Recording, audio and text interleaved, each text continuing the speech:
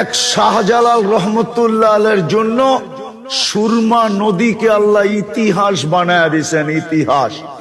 শাহজালাল জায়নামাজে সুরমা পার হয়েছে, কিন্তু সুরমা এক ফোঁটা পানি জায়নামাজে লাগাইতে পারে না। ডুবাবে তো দূরের কথা, পানি লাগাইতে পর্যন্ত পারে না। মিথ্যা কথা না মিথ্যা? মিথ্যা। আরে বলেন না কেন?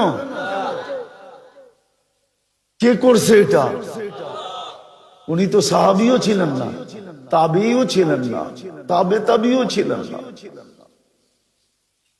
রাজা গোর গোবিন্দ তো উনাকে দেখেই বাইকা গেল, ঠিক না?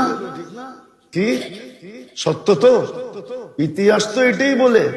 কিন্তু উনি তো জায়নামাজে একাই ছিল, সাথীরা তো পিছনে ছিল, উনি তো একাই জায়নামাজে ছিল। কিন্তু গোর গোবিন্দ তো বাইকা গেল। ও বুদ্ধিমান ছিল, ও বলছে এর সাথে যুদ্ধ করা মানি স্রষ্টার সাথে যুদ্ধ করা হবে, আর আমি স্রষ্টার সাথে জিতবো না, জান নিয়া পালাই। এটাই বুদ্ধিমানের কাজ। পালায় গেছে।